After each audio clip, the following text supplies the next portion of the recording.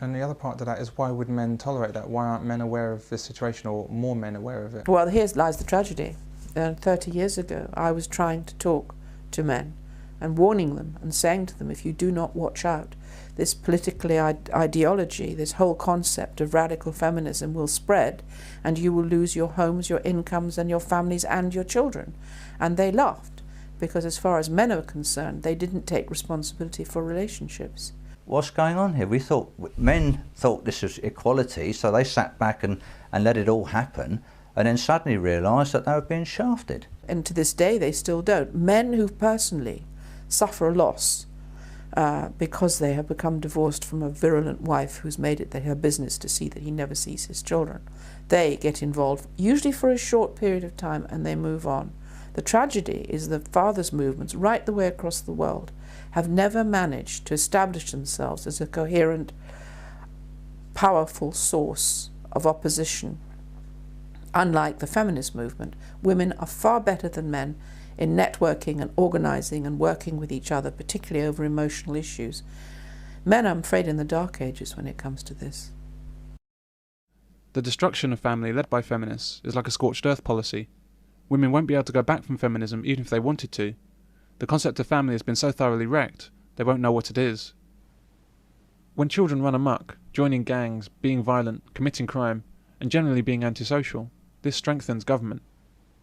They can use the inexplicable problem of wild children to further attack family, create more police officers, increase taxation, and draft new laws to increase their power in society.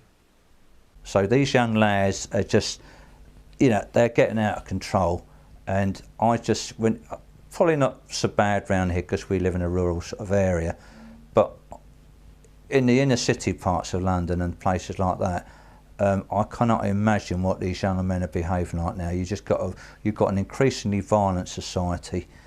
You've got no respect at all, as I see it, between young men and young women. And I saw all that happening in the 80s and 90s. There's definitely a breakdown in family. The number of divorces is the highest I think it has ever been. The number of children on the streets, children without fathers, are growing up in an environment where they really have to cater for themselves as opposed to receive guidance from their parents, is causing untold harm to children and to adults. And it has broken down as a result of the ideology that has been inflicted upon us, and as a result of the demonisation of the family through the feminist movement. Discipline in the home provided by fathers leads directly to less power for government, fewer jobs in the police and prison industry, and less income from money-making businesses like the NSPCC. My problem with this is that you're putting people in the state more for the rest of their life. You're putting them in the system like criminals. And everything we've talked about are systems of the state. There's this, then you have to report to judges who can then call you in and have you referred, and then there's welfare officers and mediators examining you to find you wired, that sort of person. It's very Orwellian. And the endless interference because you've just broken up with your missus. Fuck off. Get out of my life. That's it. And save yourself a few quid in the bargain, the state. I generally, what's the problem? The problem is that the government doesn't want to fuck off. It wants people in the system. It needs people in the system. It needs as many people in the system as possible because it justifies their existence and increases their authority. It's about the law being able to, the law by recognising what's going on can then intervene more directly in people's private lives. It puts people within the remit of law and then they can be controlled again. This is why government will frequently deny their own research and claim that fathers are not that important to upbringing, and indeed are often detrimental to the child. Do you think that there's any discrimination against two-parent families in our society today? Yes, I do. I think there's a very interesting paper that was written by Harriet Harman, Patricia Hewitt and Anna Coote in 1990. It was a policy paper for the Labour Party. And one of the remarks that was made with the three women was saying that men weren't necessarily harmonious in family life. And those women are now in positions of great power. I just find it amazing that someone can be in a position like that with the stated opinions that she has. No, she's not even hiding she's there them. for a perfectly good reason to continue with her stated opinions. Ultimately, I mean, this is my political thinking. Ultimately, if a government eradicates the male voice, men's voices, they can control.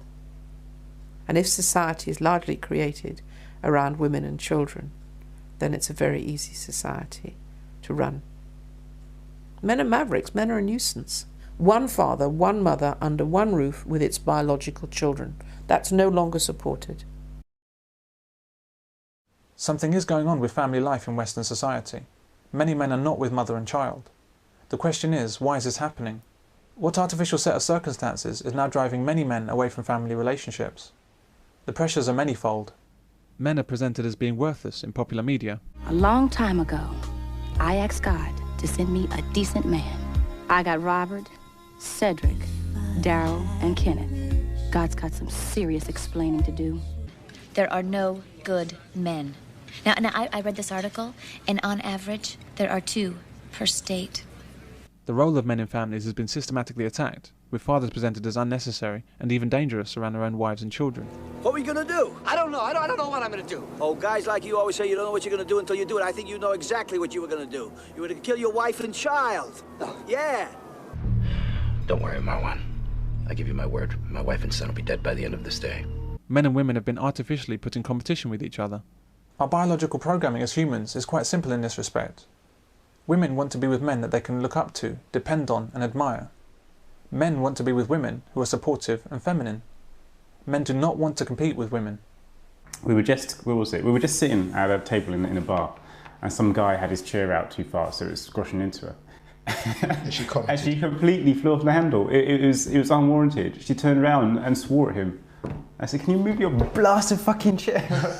It's like, right, this is not an attractive thing. I'm not feeling it right now. So yeah, that kind of, and I guess that's kind of that kind of masculinity around a woman is unattractive. Yeah, but what would happen if that guy turned around and wanted well, of course he's going to start with me, so he's not going to slap her. She's a woman, he's going to start with me. Nothing to do with me. Actually, no, she probably would have taken it. You must have been The fundamental fact of life is that women are not the opposite sex, they're the complementary sex. But government and business have convinced women that they should be competing with men, and we all suffer for it. They prefer men who have more status and resources than they do.